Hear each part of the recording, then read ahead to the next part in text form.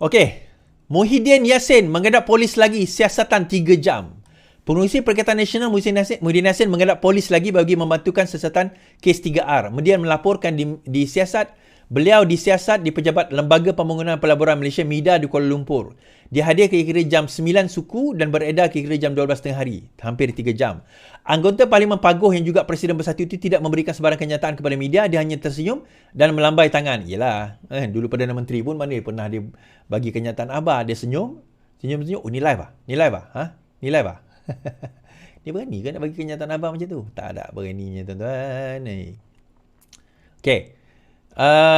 Ketua Polis Negara Razaruddin Hussein sebelum ini dilaporkan berkata siasatan berhubung perkara itu dilakukan unit siasatan jenayah terkelas Bukit Aman mengikut Seksyen 4 Sub A Akta Kesalahan Pilihan Raya dan Seksyen 233 Akta Komunikasi. Pada 3 September lalu dia dikatakan mengeluarkan kenyataan berbaur perkauman dalam ceramah semasa kempen di Simpang Jeram Johor. Di antaranya dia kata orang Melayu tidak lagi menguasai kerajaan. Sementara itu Razaruddin ketika dihubungi hari ini mengesahkan polis mengambil keterangan Muhyiddin Yassin. So, dalam kenyataan lain, Polis Diraja Malaysia juga mengambil keterangan daripada Muhyiddin dan juga bekas Menteri di Jabatan Perdana Menteri Datuk Muhammad Zaid Ibrahim pada Khamis. Pengarah Jabatan Siasatan berkata, Muhyiddin Yassin tadi dekat MIDA dan dikatakan bahawa beliau semua soalan yang dikemukakan telah dijawab sepenuhnya oleh kedua-dua pemimpin tersebut. Alhamdulillah, kerjasama yang diberikan adalah sangat baik dan perikatan sangat profesional. Okey. Mengulas lanjut, 5 saksi telah dipanggil memberi keterangan berhubung kenyataan yang dibuat oleh Muhyiddin yang sebelum ini. Menurutnya, pengurus PN itu mendakwa orang Melayu akan kehilangan kuasa ketika berceramah semasa kempen PRK di Simpang Jeram Johor baru-baru ini. Dia, itu saya kata tadi, dua elemen dia Melayu, Islam, Melayu. Dia dua benda ni je. Dua benda ni je kan. Dengan orang yang taksub ni, itu je yang dia boleh jual sebenarnya. Dia tak akan cerita polisi. Dia tak boleh cerita polisi pun. Dia tak boleh cerita kejayaan dia pun. Apa benda kejayaan yang dia buat? Apa kejayaan yang dia buat dia berjaya lakukan? Malah kalau kita tengok dekat negeri-negeri yang so-called negeri-negeri PN ni pun, tak ada kejayaan yang mereka boleh banggakan pun di negeri-negeri PN ni. Saya bagi contoh tuan-tuan. Okey, Sanusi claim Kedah terima pelaburan diluluskan 14.6 bilion ringgit. Kerajaan negeri Kedah menerima pelaburan diluluskan berjumlah 14 bilion bagi tempoh Januari hingga Jun 2023 katanya. Beliau berkata angka itu satu pencapaian membanggakan dipacu dengan kelengkapan fasiliti terutama di Kulim High Tech Park selain Kepatan San membuat keputusan. Ini satu pencapaian yang membanggakan dalam tempoh 6 bulan dan mungkin kita akan mencatat lebih daripada itu dalam tempoh 6 bulan lagi. Sasaran Kedah dalam Pelan Pembangunan 2035 setiap tahun kita akan capai purata 10 bilion katanya. Beliau berkata demikian kepada pemberita setelah memurusikan majlis Kulim di ahli lembaga pengarah Kulim Technology Park Corporation. Mengulas berkenaan Kedah Rubber City di Padang Terap, Muhammad Sanusi berkata kerajaan negeri telah melaksanakan tanggungjawab bagi menyediakan fasiliti. By the way, Kedah Rubber City yang sepatutnya melaburkan I think about 4 bilion telah menarik diri daripada melabur di negeri Kedah. Okey. Nah, sebelum kita pergi yang itu kita tak ada masalah sebenarnya kalau sekiranya kerajaan negeri Kedah berjaya menarik pelaburan dan sebagainya, kita sebenarnya tak ada masalah. Tetapi kalau sekiranya dia nak claim bahawa itu adalah atas usaha dia sendiri tanpa bantuan daripada federal, itu adalah satu kesilapan dia. Kita kena faham bahawa pelaburan yang dibawa masuk, terutama melibatkan perkara-perkara, terutama Kulim High Tech Park, adalah pelaburan yang biasanya melibatkan G2G di antara kerajaan persekutuan dan juga company-company berikut. Cuma kerajaan persekutuan akan memastikan dia nak pergi ke mana. Now, kenapa Kulim High Tech Park? Sebab dia dekat dengan Pulau Pinang, mudah untuk dia nak pergi hantar barang atau terima barang dan sebagainya. Dari segi kos itu murah. Itu logiknya. Tetapi kalau dia nak kata bangga bahawa itu adalah pelaburan atas kapasiti dia sendiri, dia tak boleh kata macam tu. Ni bukan nak deny tuan-tuan. Dia nak terima, teruskan. Kalau dia nak teruskan juga dengan benda ni, claiming benda perkara-perkara sebegini, kita tanya juga apa jadi dengan Langkah Sukar yang kata nak bangunkan Langkawi 40 bilion. Apa jadi dengan REE? Nampak gayanya macam dah tak berbunyi dia sekarang ni. Apa jadi dengan projek-projek yang di-announcekan sebelum ini? Yang mana betul-betul melibatkan kerajaan negeri secara direct. Yang ini bukan kerajaan negeri secara direct. Yang ini adalah yang dibawa oleh kerajaan pusat. Pelaburan-pelaburan tersebut kebetulan dilakukan di kawasan negeri Kedah. Kenapa di kawasan tersebut? Kemudahan dah ada, pakailah. Kenapa nak bangang sangat? Nak buat kat tempat lain kan? Dah ada kemudahan tersebut, gunakanlah. Ya, dia akan benefit orang negeri Kedah, tetapi tak boleh dia claim itu dia yang bawa. Dalam masa yang sama, dia kata macam ni.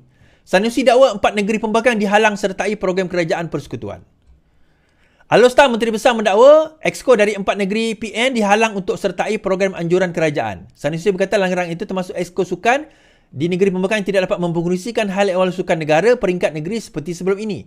Sebaliknya, kata beliau, pelaksanaan program itu turut diserahkan kepada pejabat ICU di bawah Jabatan Perdana Menteri untuk melaksanakan program berkenaan di negeri pembangkang. Tapi mereka nak pakai DO di peringkat daerah. Exco sukan mereka tak mau pakai. DO mereka nak. Nampak tak? Dia kata. Saya rasa tak sihat politik macam ni. Awak mereka pecat Kedah dari Malaysia dah kah? Kalau rasa kita Kedah pada Malaysia tak patut buat macam ni. Politik itu tahun 70-an, 80-an boleh lah. 20-22 tak boleh orang macam tu. Habak mereka tak payah main politik macam tu, katanya. Okay, saya tak nak baca yang lebih-lebih lagi lah. Dia macam ni penglibatan, bila melibatkan projek ataupun program federal, maka ia melibatkan kerajaan ataupun melibatkan pusat.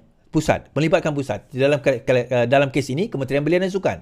Bila Kementerian Belia dan Sukan, bajet itu datang daripada pusat. Kalau sekiranya Kedah nak buat juga perkara tersebut, senang saja. Dia buat projek di peringkat negeri. Yang itu gunakanlah Exco negeri. Itu tujuan Exco negeri. Bila dia sebut tadi, Majlis Sukan Negara melibatkan projek yang melibatkan negara, itu melibatkan program negara dan juga DO kawasan tersebut. Kalau projek itu dilakukan Exco negeri, maka Exco negeri lah yang akan merasmikan. Nah, kenapa nak guna bajet federal tetapi negeri nak pergi claim? Kalau itu adalah projek, orang kata projek federal lah yang pergi claim. Kenapa negeri nak pergi claim? Apa negeri tak nak buat apa-apa ke? Negeri tak boleh buat, negeri tak ada bajet ke nak buat benda tu? Kita cerita tadi 14 bilion, 40 bilion, 4 trilion, 5 trilion, tetapi masih lagi nak harapkan bajet daripada federal. Nak buat sukan di negeri kamu sendiri. Sedih ni tuan-tuan. Sedih ni. Tak payah kita cerita banyak-banyak benda itulah. Kesian kita kat orang negeri Kedah dapat pemimpin macam ni. Masih lagi nak berharapkan kepada federal. Tapi kutuk federal bukan main kan? Habis. Baik. Saya nak bawa cerita Syed Saddiq malam ni sikit. Keputusan kes Syed Saddiq diketahui 9 November. Mahkamah Tinggi Kuala Lumpur menetapkan 9 November depan untuk memutuskan sama ada Syed Saddiq dilepaskan atau disabitkan atas 4 pertuduhan bersahabat, pecah amanah, salah guna harta dan pengubalan wang haram. Berdasarkan carian dalam sistem kehakiman hari ini, Hakim Azhar Abdul Hamid akan menyampaikan keputusan kes pembelaan itu pada 9 pagi, 9 November. 9 November ke apa Oktober, November. 9 hari Khamis. Oh, dekat mana Timbalan Pendawa Raya mengesahkan tarikh itu pada Pada 14 Mac, pasukan pembelaan menutup kesnya setelah memanggil 4 saksi termasuk Syed Saddiq yang memberi keterangan membela diri selama 2 hari bermula 22 September. Pada 28 Oktober lepas, Syed Saddiq 30 diperintahkan membela diri atas 4 pertuduhan setelah pihak pendakwa berjaya membuktikan kes prima facie terhadap tertuduh di peringkat akhir. Pihak pendakwaan menutup kesnya pada 27 September 2022 setelah memanggil 30 saksi yang bermula dalam perbicaraan bermula 21 Mei. Antara saksinya adalah ibu bapa Syed Saddiq, Sharifah Mahani Syed Abdul Aziz dan Syed Abdul Rahman Abdullah Assagoff serta Rafiq Hakim yang merupakan bekas penolong bendahari Angkatan Bersatu Anak Muda Armada atau Bersatu. Syed Saddiq didakwa bersubahat dengan Rafiq yang diamanahkan dengan dana berjumlah 1 juta untuk melakukan pecah amanah dengan menyalahgunakan dana. Perbuatan itu dilakukan di CIMB Bank Berhad. Mengikut Seksyen 406 membawa hukuman maksimum 10 tahun penjara. Bekas Ketua Armada itu didakwa menyalahguna RM120,000 daripada akaun Islamic Bank Berhad untuk diri sendiri dengan menyebabkan Rafiq melupuskan wang itu di Melayan Banking pada 21 April. Pertuduhan dibuat mengikut Seksyen 403 Kanun Keseksaan yang membawa hukuman penjara minimum 6 bulan, maksimum 5 tahun dengan sebatan dan boleh dikenakan denda jika sabit kesalahan. Beliau juga berdepan 2 pertuduhan melibatkan diri dalam aktiviti pengubahan wang haram, iaitu memindahkan wang masing-masing kira-kira RM50,000 ke dalam akaun syarikat kepada akaun milik ASB di sendiri yang merupakan hasil aktiviti haram di sebuah bank di Jalan Perling, Taman Perling, Kuala Lumpur, Johor Bahru. Pertuduhan menurut Seksyen 4 Sub 1 Sub B Akta Pencegahan Wang Haram, penjagaan pembiayaan keganasan dan hasil aktiviti haram yang boleh dihukum di bawah Seksyen 41 Akta yang sama, memperuntukkan hukuman maksimum penjara 15 tahun, denda 5 kali ganda jumlah dan hasil aktiviti haram jika sabit kesalahan.